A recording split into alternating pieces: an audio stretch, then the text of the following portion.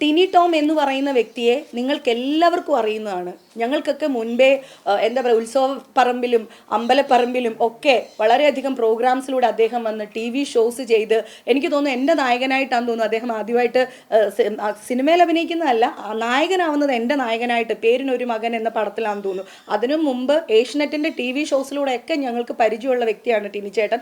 ടിനി ടോം എന്ന് പറയുന്ന വ്യക്തിയെ നേരിട്ട് അറിയുന്ന എല്ലാവർക്കും അറിയാം, അദ്ദേഹം ഇത്തരത്തിലൊരു പരാമർശം നടത്തുകയോ ഇങ്ങനെ ഇടപെടുകയോ ചെയ്യുന്ന ഒരു വ്യക്തിയല്ല.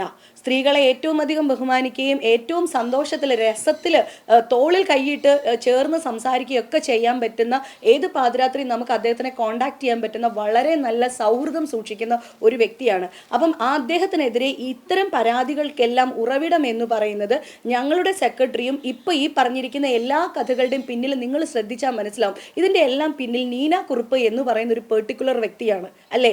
നീന കുറുപ്പ് പറയുന്നത്, ജിഹാദി എന്ന് നീന കുറുപ്പ് പറയുന്നത് അൻസിബ ഹസൻ കേട്ടു എന്നാണ് അൻസിബ ഹസൻ പറഞ്ഞിരിക്കുന്നത്. അൻസിബ ഹസനോട് ടിനി ടോം പറയുന്നത് അൻസിബ ഹസൻ കേട്ടിട്ടില്ല, ഈ നീന കുറുപ്പ് പറഞ്ഞത് കേട്ടു എന്നാണ് പറയുന്നത്. ഇനി അൻസിബെ പറ്റി ഞാൻ മറ്റൊരു കാര്യം പറഞ്ഞുതരാം. ഞങ്ങളുടെ എക്സിക്യൂട്ടീവ് കമ്മിറ്റി സ്റ്റാർട്ട് ചെയ്ത ദിവസം ഇപ്പോഴും എക്സിസ്റ്റിംഗ് ആയിട്ടുള്ള ഞങ്ങളുടെ ഒരു കമ്മിറ്റി മെമ്പർ, ആ കമ്മിറ്റി മെമ്പറും മറ്റൊരു മെമ്പർ, അതായത് ഇപ്പൊ പുതിയതായിട്ട് ഞങ്ങളുടെ പിന്നെ ഭരണസമിതിയിലേക്ക് വന്ന ഒരു എക്സിക്യൂട്ടീവ് കമ്മിറ്റി അംഗവും ചേർന്ന് വേറൊരു കമ്മിറ്റിയിൽ ഇല്ലാത്ത മറ്റൊരു ഞങ്ങളുടെ പിന്നെ ഒരു അംഗത്തിൻ്റെ അടുത്ത് ഈ കുട്ടിയെ പറ്റി അവിഹിത കഥകൾ പറഞ്ഞു എന്ന് പറഞ്ഞിട്ടാണ് ഡേ 1, അതായത് ഫസ്റ്റ് ഈസി അൻസിബ ഹസൻ സ്തംഭിപ്പിച്ചിട്ടുണ്ട് അവിടെ. അൻസിബ ഹസൻ ഇത് സ്തംഭിപ്പിക്കുന്നത് ഈ കുട്ടിയെ പറ്റിയിട്ട് വേറൊരാളോട് ഞങ്ങളുടെ കമ്മിറ്റിയിലുള്ള 2 പേര് അവിഹിത കഥകൾ പറഞ്ഞു എന്ന് പറഞ്ഞിട്ടാണ് പറയുന്നത്. അപ്പോൾ അൻസിബ ഇത് വളരെ യൂഷ്വലായിട്ട് ഉപയോഗിക്കുന്ന ഒരു വാക്കാണ് ഈ അവിഹിതം എന്ന് പറയുന്ന ഒരു വാക്ക്. അപ്പോൾ ഞങ്ങൾ ചോദിക്കുകയാണ്, മോള് കേട്ടോ? അതില്ല, ഇന്നയാൾ പറഞ്ഞു എന്ന് പറഞ്ഞു. അപ്പം ഞങ്ങളുടെ പ്രസിഡന്റ് എന്ത് ചെയ്തു, പിറ്റേ ആഴ്ചത്തെ എക്സിക്യൂട്ടീവ് കമ്മിറ്റി മീറ്റിങ്ങിൽ ഈ പറഞ്ഞ ആളിനെ കൊണ്ടുവന്നു. ആ ആൾ പറഞ്ഞു, എന്നോട് ഈ 2 പേരും അങ്ങനെ പറഞ്ഞിട്ടില്ല എന്ന് പറഞ്ഞിട്ടുണ്ട്. അപ്പോൾ ഇത് ഫസ്റ്റ് ഡേ ഉണ്ടായ കാര്യമാണ്. അന്ന് അൻസിബ ഹസൻ ഭക്ഷണം കഴിക്കാതിരുന്നപ്പോൾ ഞാനും അൻസിബ ഹസൻ്റെ കൂടെ ഭക്ഷണം കഴിക്കാതിരുന്നിട്ടുള്ള ഒരു വ്യക്തിയാണ്. കാരണം അൻസിബ ഹസൻ്റെ കാര്യം എന്ന് വെച്ചാൽ ജോയിൻറ്റ് സെക്രട്ടറി അറിഞ്ഞിട്ടില്ല ഇന്ന് എവിടെ നിന്നാണ് ഈ കമ്മിറ്റി ഭക്ഷണം അറേഞ്ച് ചെയ്തിരിക്കുന്നത്. ഇത് ഞങ്ങൾക്ക് പിന്നെ സ്പോൺസേഴ്സ് ഉണ്ടല്ലോ, അപ്പോൾ സ്പോൺസർമാരാണോ ഞങ്ങൾക്ക് ഈ ഫുഡ് കൊണ്ടുവന്നിരിക്കുന്നത്, ഇല്ലെങ്കിൽ ഇത് അമ്മ കാശ് കൊടുത്ത് വാങ്ങിക്കുന്നതാണോ എന്ന് പിന്നെ ജോയിൻറ്റ് സെക്രട്ടറി ആയ അൻസിബ ഹസൻ അറിയണം എന്ന് വാശി പിടിച്ചിട്ട് അൻസിബ ഹസൻ ഫുഡ് കഴിക്കാതെ ഭയങ്കര വയലൻ്റ് ആയിട്ട് കരഞ്ഞ് ബാത്റൂമിൻ്റെ സൈഡിൽ പോയിരുന്നു അവിടെ പൊളിച്ചടുക്കിയിട്ടുണ്ട്. അന്ന് അൻസിബ ഹസനെ കെട്ടിപ്പിടിച്ചുകൊണ്ടിരുന്ന ഒരു വ്യക്തിയാണ് ഞാൻ. അപ്പോൾ ഇത് ഈ പുറത്തിറങ്ങിയിട്ട് അൻസിബ ഹസൻ പറയുന്നത് വേറെ രീതിയിലുള്ള കഥകളാണ്. ഇതൊന്നും അവിടെ നടന്നിട്ടേ ഉള്ള കാര്യങ്ങളല്ല. പിന്നെ ഇതിൻ്റെ ഒരു മെയിൻ ആയിട്ടുള്ള ഒരാൾ എന്ന് പറയുന്നത് ഞങ്ങളുടെ സെക്രട്ടറി, പറയുന്നതിൽ തുറന്നു പറയുന്നതിൽ വളരെയധികം എനിക്ക് വിഷമമുണ്ട്. ഞങ്ങളുടെ സെക്രട്ടറി നീന കുറുപ്പ് തുടങ്ങിയ കുറച്ച് പേരാണ് ഈ എന്താ പറയുക, ഈ ഗൂഢാലോചന എന്ന് പറയുന്നത് ഞങ്ങൾക്കൊക്കെ എതിരെയാണ് നടക്കുന്നത്. ഇവർ 2-3 പേര് ഗ്രൂപ്പായിട്ടും ബാക്കിയുള്ളവരൊക്കെ ഇൻഡിവിജ്വൽസുമായിട്ടാണ് കമ്മിറ്റിയിൽ നിലകൊള്ളുന്നത്. അപ്പോൾ ഈ സെക്രട്ടറി അൻസിബ ഹസനെ കുറിച്ച് പറഞ്ഞു എന്ന് പറഞ്ഞിട്ട് ഞങ്ങളുടെ എക്സിക്യൂട്ടീവ് കമ്മിറ്റി അംഗം, അതായത് മലയാളത്തിലെ ഒരു മഹാനടനെയും അൻസിബ ഹസൻ എന്ന് പറഞ്ഞ ഈ പെൺകുട്ടിയെയും ചേർത്ത് അവിഹിത കഥകൾ പറഞ്ഞിട്ടുണ്ട് എന്ന് പറഞ്ഞിട്ട് ദേ ഞങ്ങളുടെ എല്ലാ ഫോണിലുണ്ട്. എക്സിക്യൂട്ടീവ് കമ്മിറ്റി അംഗം ഞങ്ങൾക്ക് തന്ന പരാതിയിൽ അത് കിടപ്പുണ്ട്. അതിനെക്കുറിച്ച് എന്താണ് അൻസിബ ഹസൻ ഒരിടത്തും പരാമർശിക്കാത്തത്? എന്തുകൊണ്ടാണ്? എന്ത് അവിഹിത കഥകളാണ് അൻസിബ ഹസനെ കുറിച്ച് ബാക്കിയുള്ളവർ പറഞ്ഞുകൊണ്ടിരിക്കുന്നത്? പിന്നെ ഞങ്ങളുടെ ഓഫീസ് എന്ന് പറയുന്ന ഒരു ചാരിറ്റി ഓർഗനൈസേഷനാണ്. ഇത് കേരള സമൂഹം ഉറ്റുനോക്കുന്നത് എന്ന് വെച്ചാൽ വളരെ മഹാന്മാരായിട്ടുള്ള ആളുകളൊക്കെ ഞങ്ങളുടെ കമ്മിറ്റിയിൽ അംഗങ്ങളായിട്ടിരിക്കുന്നത് കൊണ്ടാണ്. അപ്പോൾ എന്താ പറയുക, ഈ രാജ്യം ഭരിക്കുന്ന പ്രധാനമന്ത്രിയെ കാട്ടിലും അല്ലെങ്കിൽ പ്രധാനമന്ത്രിയെ പോലെ ഇല്ലെങ്കിൽ രാജ്യത്തിൻ്റെ രാഷ്ട്രപതിയെ പോലെയുള്ള അത്രയും മീഡിയ അറ്റൻഷനുള്ള ആൾക്കാരുള്ളത് കൊണ്ടായിരിക്കും ഞങ്ങളുടെ സംഘടനയ്ക്ക് ഇത്രയധികം മീഡിയ അറ്റൻഷൻ എന്ന് ഞാൻ വിചാരിക്കുന്നു. കാരണം കഴിഞ്ഞ ദിവസങ്ങളിലെല്ലാം വന്നുകൊണ്ടിരിക്കുന്ന വാർത്തകളെന്ന് പറയുന്നത് അമ്മ എന്ന് പറയുന്നത് യാതൊരു വിധത്തിലുള്ള സ്റ്റാറ്റ്യൂട്ടറി അധികാരങ്ങളും ഉള്ള ഒരു സംഘടനയല്ല. ഇത് സിനിമയിൽ പ്രവർത്തിക്കുന്ന അംഗങ്ങളുടെ വെൽഫെയറിന് വേണ്ടിയിട്ട്, അതായത് നടീനടന്മാരുടെ വെൽഫെയറിന് വേണ്ടി മാത്രം ഉള്ള ഒരു സംഘടനയാണ്. പക്ഷേ ആ സംഘടനയുടെ വാർത്തകൾ ജനം ഉറ്റുനോക്കുന്നത് എന്താന്ന് വെച്ചാൽ ഇത്തരം ആൾക്കാർ ഞങ്ങളുടെ അംഗങ്ങളായിട്ടുള്ളത് കൊണ്ട് തന്നെയാണ്. അപ്പൊ അവിടെ ഞങ്ങൾ മറ്റ് പ്രസിഡന്റ് ഉൾപ്പെടെയുള്ള ആൾക്കാർ അറിയാതെ പല കാര്യങ്ങളും അവിടെ നടക്കുന്നുണ്ട്. അപ്പോൾ ഏറ്റവും ആദ്യം ഈ ഇവർ ചെയ്യുന്ന മോശമായിട്ടുള്ള കാര്യങ്ങളെ ചോദ്യം ചെയ്യുന്ന വ്യക്തികളെ ടാർഗറ്റ് ചെയ്ത് ഒതുക്കുക എന്ന് പറയുന്ന ഒരു നടപടിയാണ് ഇപ്പോൾ അവിടെ നടന്നുകൊണ്ടിരിക്കുന്നത്. കഴിഞ്ഞ ഒരു മാസം ഈ കഴിഞ്ഞ എക്സിക്യൂട്ടീവ് കമ്മിറ്റി, അതായത് എനിക്ക് തോന്നുന്നു മെയ് 16-ാം തീയതിയോ 14-ാം തീയതി മറ്റായിരുന്നു ഞങ്ങളുടെ എക്സിക്യൂട്ടീവ് കമ്മിറ്റി. അതിനുശേഷം ഒരു മാസത്തേക്ക് എനിക്ക് വിലക്കാണ്. അത് നിങ്ങൾ മാധ്യമങ്ങൾ അറിഞ്ഞിട്ടുണ്ടോ? എനിക്ക് അമ്മയുടെ ഓഫീസിലേക്ക് ഇപ്പം ഐ കെയർ ഇതൊക്കെ നടക്കുകയാണ് ഞങ്ങളുടെ പിന്നെ ഓഫീസിൽ. എനിക്ക് പോകാനായിട്ട് നിവൃത്തിയില്ല. കാരണം ഒരു മാസത്തേക്ക് നീന കുറുപ്പിനെ പ്ലീസ് ചെയ്യിപ്പിക്കാൻ വേണ്ടിയിട്ട് കുക്കു പരമേശ്വരൻ എനിക്ക് വിലക്ക് തന്നിരിക്കുന്നതാണ്. മനസ്സിലായില്ലേ? ഇതൊന്നും ഞങ്ങൾ മീഡിയയുടെ മുന്നിൽ ഞങ്ങൾ സ്പോക്ക് പേഴ്സൺസ് അല്ലാത്തതുകൊണ്ട് ഞങ്ങൾക്ക് സംസാരിക്കാൻ അനുവാദമില്ലാത്തതുകൊണ്ട് സംസാരിച്ചുകൂടാ. പക്ഷേ നമ്മളെ വ്യക്തിപരമായിട്ട് ബാധിക്കുന്ന കാര്യങ്ങളാകുമ്പോൾ ഞങ്ങൾക്ക് സംസാരിക്കാതിരിക്കാൻ പറ്റാത്തത് കൊണ്ട് മാത്രമാണ് ഇവിടെ വന്നിരുന്ന് ഇങ്ങനെ സംസാരിക്കുന്നത്. അപ്പോൾ ഞങ്ങളുടെ പിന്നെ ഒരു അധോലോക പ്രസ്ഥാനം പോലെയാണ് ഞങ്ങളുടെ ഓഫീസിനെ സെക്രട്ടറിയും പരിവാരങ്ങളും കൂടെ ചേർന്നാക്കിയിരിക്കുന്നത്. 21 ക്യാമറകളാണ് വിത്ത് ഓഡിയോ റെക്കോർഡിംഗ്. നിങ്ങളൊക്കെ ഓരോ പ്രൈവറ്റ് ഫേമിൽ വർക്ക് ചെയ്യുന്ന ആൾക്കാരല്ലേ? നിങ്ങളുടെയൊക്കെ ഓഫീസുകളിൽ ഇങ്ങനെയാണോ? ഞങ്ങൾക്ക് അവിടെ പോയാൽ അംഗങ്ങൾക്ക് അങ്ങോട്ടും ഇങ്ങോട്ടും സംസാരിക്കാനുള്ള സ്വാതന്ത്ര്യം ഇല്ല. ഞങ്ങൾ പറയുന്നത് ഈ സെക്രട്ടറിയും എന്താ പറയുക അതുപോലെയുള്ള ആൾക്കാർ പല ഭാഗങ്ങളിൽ ഇരുന്ന് കാണുകയാണ്. പ്രസിഡന്റ് ആക്സസ് വാങ്ങിച്ചിട്ടില്ല, പ്രസിഡന്റിനെ അറിയിക്കുന്നില്ല, ഓഫീസിൽ നടക്കുന്ന കാര്യങ്ങൾ അറിയിക്കുന്നില്ല. പിന്നെ ഫസ്റ്റ് എനിക്കെതിരെ ഇവർക്ക് പ്രശ്നം വരാനുള്ള കാര്യം എന്ന് പറഞ്ഞാൽ, ഇവരൊക്കെ കുക്കു പരമേശ്വരൻ എന്ന ഞങ്ങളുടെ ഇപ്പോഴത്തെ സെക്രട്ടറി മീഡിയയിൽ വന്ന് പറഞ്ഞിട്ടുണ്ടായിരുന്നല്ലോ, മെമ്മറി കാർഡ് എന്ന് പറയുന്നത് ഇലക്ഷൻ സ്റ്റണ്ടാണ്, അത്തരത്തിലൊരു കാര്യം ഉണ്ടായിട്ടില്ല എന്ന് പറഞ്ഞിരുന്നല്ലോ. അതേ ആൾക്കാർ തന്നെ ഈ മെമ്മറി കാർഡ് KPSC ലളിത ചേച്ചിയുടെ കയ്യിലാണെന്നും അത് പിന്നെ മരിച്ചു പോയത് കൊണ്ട് ലളിതാമ്മയുടെ കയ്യിൽ നിന്ന് അത് വാങ്ങിക്കാൻ തരമില്ല എന്ന രീതിയിൽ മെമ്മറി കാർഡിനെ കമ്മീഷനെ വെച്ചിട്ട് അന്വേഷണ റിപ്പോർട്ട് വന്നിട്ടുണ്ട്. അപ്പോൾ ഈ അന്വേഷണ കമ്മീഷൻ ഉണ്ടാവാനായിട്ട് കാരണക്കാരി ഞാനാണ്. കാരണം ഞാൻ അന്ന് ഈ സംഭവം ഉണ്ട് എന്ന് എനിക്ക് 100% അറിയാം. ഇത് ബാബുരാജിനെയോ അല്ലെങ്കിൽ മറ്റൊരാളെയോ ജയിപ്പിക്കാൻ വേണ്ടിയിട്ടുള്ള എലക്ഷൻ സ്റ്റണ്ട് അല്ല എന്ന് 100% എനിക്കറിയാം. കാരണം അന്ന് ആ പരിപാടിയിൽ പങ്കെടുത്ത വ്യക്തി ഞാനാണ്. അതുകൊണ്ട് ഫസ്റ്റ് കമ്മിറ്റിയിൽ EC-യിൽ തന്നെ ഞാൻ പറഞ്ഞു, ഈ മെമ്മറി കാർഡ് ഇഷ്യൂ എന്ന് പറയുന്നത് ശ്രീമതി കുക്കു പരമേശ്വരൻ പറയുന്നത് പോലെ ഒരു ഇലക്ഷൻ സ്റ്റണ്ട് അല്ല, ഇങ്ങനൊരു കാര്യമുണ്ട്, അത് കണ്ടുപിടിക്കണം, അതിനായിട്ട് മെമ്മറി കാർഡ് കമ്മീഷനെ ഉണ്ടാക്കണം എന്ന് പറഞ്ഞ വ്യക്തി ഞാനായതുകൊണ്ട് അന്ന് തൊട്ട് ഞാൻ ടാർഗറ്റഡ് ആണ്. എൻ്റെ പേരിൽ ഇല്ലാത്ത പ്രശ്നങ്ങളില്ല. ഞാനൊരു വളരെ പ്രശ്നക്കാരിയും വളരെ മോശക്കാരിയായിരുന്നു. എന്തുകൊണ്ടോ എനിക്ക് പ്രിയപ്പെട്ട സഹോദരങ്ങളെ, എനിക്ക് ഒരു വരുത്തി തീർത്ത നല്ല കുട്ടി ഇമേജിലൊന്നും ഇരിക്കാൻ എനിക്ക് അറിഞ്ഞൂടാ. ഉള്ള കാര്യങ്ങൾ ഉള്ളതുപോലെ മുഖത്ത് നോക്കി എന്നും ഇനിയും പറയുന്ന ഒരു വ്യക്തി തന്നെയാണ്. എനിക്ക് പറയാനുള്ളത് പറയുകയും എഴുതാനുള്ളത് വളരെ സധൈര്യം എഴുതുകയും ചെയ്യുന്ന ഒരു വ്യക്തിയാണ് ഞാൻ. അപ്പോൾ പക്ഷേ എനിക്ക് ഇത്രയും നാൾ സംസാരിക്കാൻ പറ്റുന്നത് വെച്ചാൽ ഞങ്ങൾക്ക് എല്ലാവർക്കും മാധ്യമ വിലക്കായിരുന്നു, അതുകൊണ്ട് സംസാരിക്കാൻ പറ്റാത്തതുകൊണ്ട് സംസാരിച്ചില്ല. പക്ഷേ ഇന്നത്തത് ഞാൻ പ്രത്യേക സ്പെഷ്യൽ റിക്വസ്റ്റ് എടുത്തിട്ടാണ്. കാരണം ഈ പോക്ക് അത്ര നല്ലതല്ല. പിന്നെ ഇവർ ആദ്യത്തെ കമ്മിറ്റിയിൽ ഒരു രണ്ടാമത്തെ മൂന്നാമത്തെ കമ്മിറ്റി ആകുമ്പോഴത്തേനും ഞങ്ങൾ ആരും അറിയാണ്ട് 18 മൊബൈൽ ഫോൺസ് വാങ്ങിച്ചിരുന്നു കമ്മിറ്റി അംഗങ്ങൾക്ക് എന്ന് പറഞ്ഞിട്ട്. ഞങ്ങൾക്കൊരു സാധനം തരുന്നു എങ്കിൽ അത് ഞങ്ങൾ അറിയണ്ടേ, ഇത് സ്വീകരിക്കാൻ ഞങ്ങൾ തയ്യാറാണോ എന്ന്. അമ്മയ്ക്ക് വേണ്ടിയിട്ട് സ്പെഷ്യലായിട്ടൊരു മൊബൈൽ ഫോണിൻ്റെ ആവശ്യമൊന്നുമില്ല. അങ്ങനെ വേണമെങ്കിൽ ആ ഫോൺ മേടിക്കാൻ കപ്പാസിറ്റി ഉള്ള ആൾക്കാരാണ് ഞങ്ങൾ ഓരോരുത്തരും. അപ്പോൾ ഈ മൊബൈൽ ഫോൺ വാങ്ങിച്ചത് തെറ്റ് എന്ന് ഞങ്ങൾ എല്ലാവരും ഉയർന്നു നിന്ന് പറഞ്ഞിട്ടുണ്ട്. അതുകൊണ്ടാണ് ഈ ടിനി ടോമിനെതിരെ ആരോപണം വന്നിരിക്കുന്നത്. ഈ ലക്ഷ്മി പ്രിയ, ടിനി ടോം, അങ്ങനെ ഇനി അടുത്ത ടാർഗറ്റ് ആരാണ് എന്നാണ് ഞങ്ങൾ നോക്കിക്കൊണ്ടിരിക്കുന്നത്. ഇവരുടെ തെറ്റുകളെ ചൂണ്ടിക്കാണിക്കുന്നവരെല്ലാവരും മോശക്കാരായിക്കൊണ്ടിരിക്കുകയാണ്. ഇപ്പം ഈ ഉണ്ണി ശിവപാൽ പോലും ഒരർത്ഥത്തിൽ പറഞ്ഞാൽ ബലിയാടാക്കപ്പെട്ടത് തന്നെയാണ്. ഉണ്ണി ശിവപാലിനെ നമ്മൾ പുറത്താക്കുകയോ നീക്കി നിർത്തുകയോ അദ്ദേഹത്തിൻ്റെ അഭിപ്രായം അറിയാതിരിക്കുകയോ ഒന്നും നമ്മൾ ചെയ്തിട്ടില്ല. അദ്ദേഹത്തിന് പറയാനുള്ളത് അദ്ദേഹം പറയട്ടെ. ഒരു മാസത്തേക്ക് ജനറൽ ബോഡി വരെ അദ്ദേഹം വരണ്ട എന്ന് മാത്രമേ നമ്മൾ പറഞ്ഞിട്ടുള്ളൂ. പിന്നെ ഈ കഴിഞ്ഞ ദിവസത്തെ വാർത്തകളിലൊക്കെ ഞാൻ കണ്ടുകൊണ്ടിരിക്കുന്നത് പിന്നെ ടിനി ടോം പിന്നെ നീന കുറുപ്പിനെ ഭയങ്കരമായിട്ട് തെറി പറഞ്ഞു, അസഭ്യം പറഞ്ഞു, പിടിച്ചു മാറ്റി എന്നൊക്കെ. ശരിക്കും പറഞ്ഞാൽ ഒരു നിസ്സാര കാര്യത്തിന് രാത്രി 12 മണിക്ക് രാജീവ് ഗാന്ധി ഇൻഡോർ സ്റ്റേഡിയത്തിൽ ഹിസ്റ്റീരിയ ബാധിച്ച ഒരു സ്ത്രീയെ പോലെ ഉറഞ്ഞു തുള്ളിയത് നീന കുറുപ്പാണ്. നീന കുറുപ്പ് തെറി പറയുന്നതാണ്. എൻ്റെ ഒരു വോയിസ് ലീക്കായിട്ട് നിങ്ങൾ എല്ലാവരും കേട്ടിട്ടുണ്ടാവും. ആ വോയിസിൽ കൃത്യമായിട്ട് ഞാൻ പറയുന്നുണ്ട്, നിങ്ങൾ ഇന്നലെ കാ പൂ മാ ചാ എന്നുള്ള വാക്കുകളൊക്കെ നിങ്ങൾ പറഞ്ഞില്ലേ എന്ന് ഞാൻ പറയുന്നുണ്ട്. അത് പറഞ്ഞത് ടിനി ടോം അല്ല, അത് നീന കുറുപ്പാണ് പറഞ്ഞിട്ടുള്ളത്. അത് ഞാൻ എവിടെ വേണമെങ്കിലും പറയാം.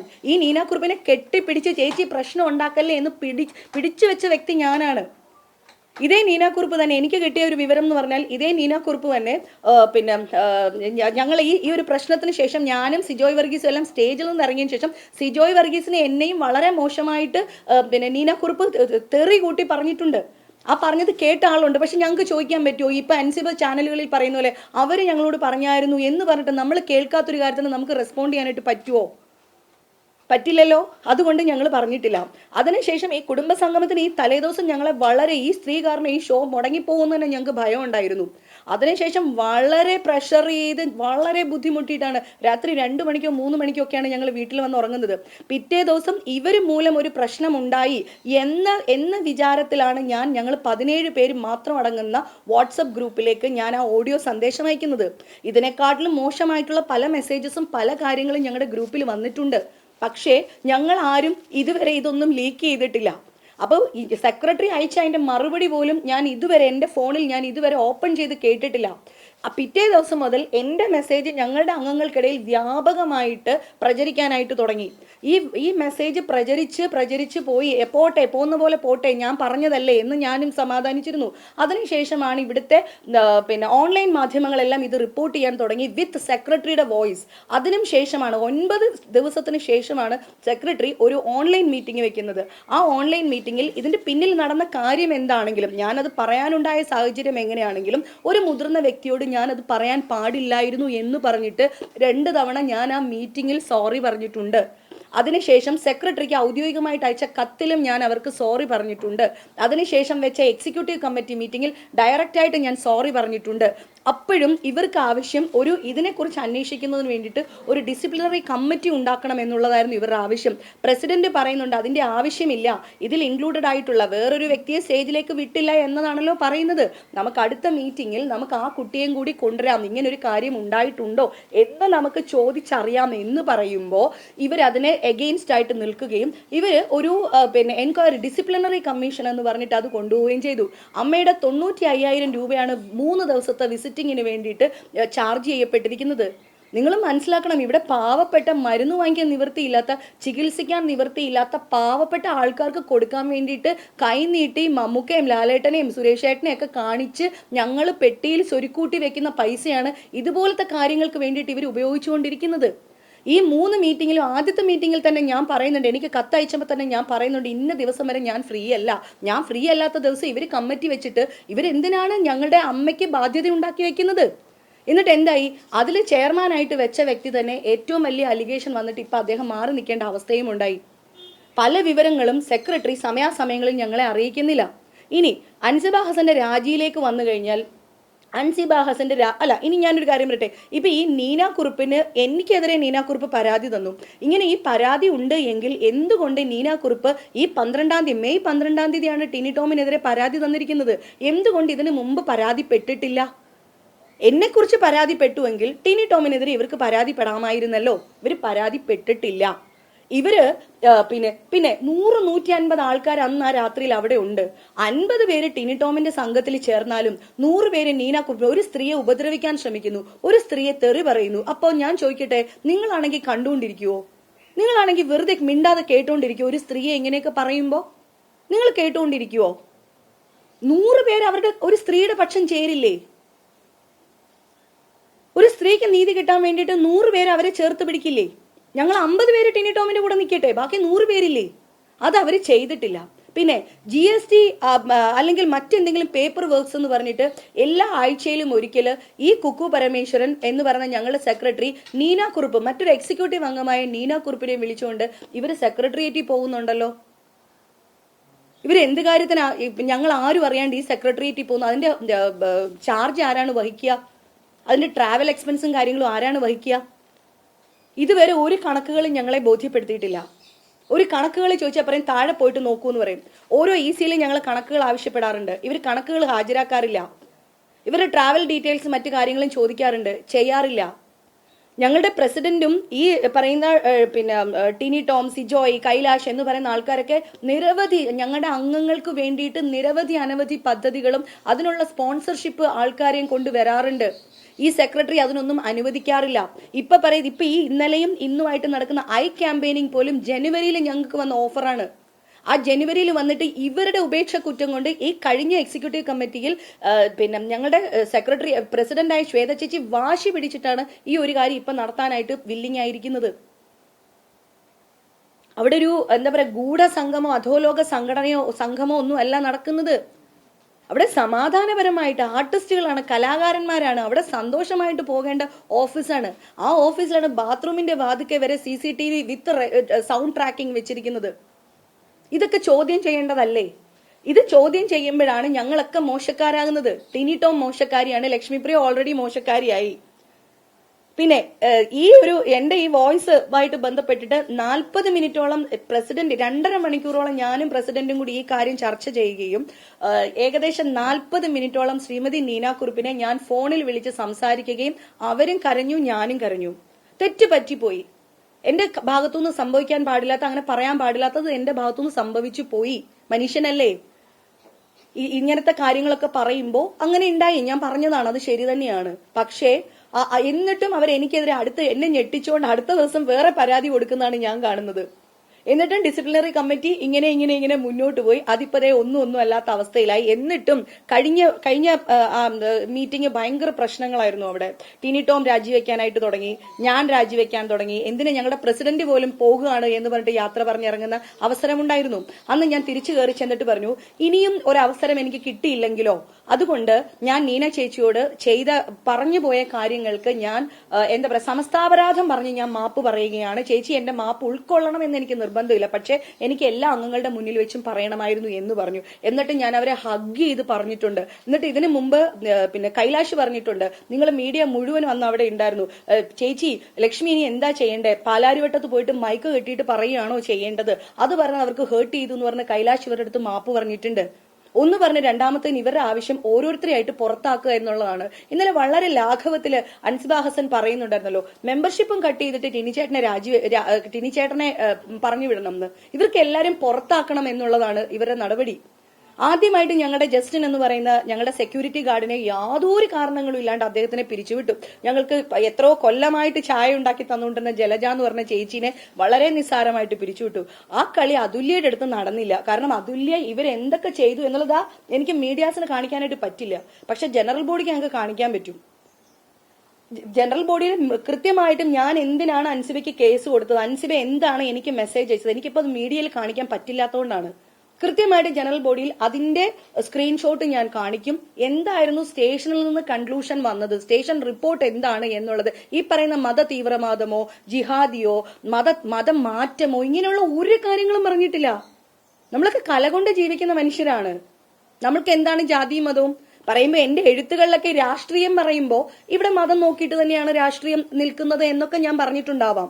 എന്നല്ലാതെ നമ്മളാരും മതത്തിന്റെ അടിസ്ഥാനത്തിൽ ഒരു മനുഷ്യനെയും യാതൊരു വിവേചനവും കാണിക്കാത്ത ആൾക്കാർ തന്നെയാണ്. അപ്പൊ ഈ കാര്യങ്ങളെല്ലാം തന്നെ ഞങ്ങളുടെ വീഡിയോ വാളിൽ തീർച്ചയായിട്ടും ഞങ്ങളുടെ അംഗങ്ങൾക്ക് വേണ്ടിയിട്ട് ഞങ്ങൾ പ്രദർശിപ്പിക്കുക തന്നെ ചെയ്യും. ഇനി അടുത്ത ടാർഗറ്റ് ആരെയാണ്? ഞങ്ങളുടെ പ്രസിഡന്റിനെയാണോ നോക്കിയിരിക്കുന്നത്, അല്ലെങ്കിൽ കൈലാഷ് ആണോ, സിജോയ് വർഗീസ് ആണോ, ആരിനെയാണ് ഇനി റോണിയാണോ, ഇനി ആരെയാ ഇവർ പറയാൻ പോകുന്നതെന്നാണ് ഞങ്ങൾ നോക്കിക്കൊണ്ടിരിക്കുന്നത്. കാരണം എല്ലാ കഥകളുടെയും പിന്നിൽ നീന എന്ന് പറയുന്ന ഒരു പോയിന്റ് ഉണ്ടാവും. അതെന്തുകൊണ്ടാണ് അങ്ങനെ വരുന്നത്? നിങ്ങൾ ഭയങ്കര ഇൻവെസ്റ്റിഗേറ്റേഴ്സ് ആണല്ലോ മാധ്യമ സുഹൃത്തുക്കൾ, നിങ്ങൾ ആരും എന്താ ആ ഒരു കാര്യം നോക്കാത്തത്? എല്ലാത്തിന്റെ പിന്നിൽ ഒരു നീനയുണ്ട്.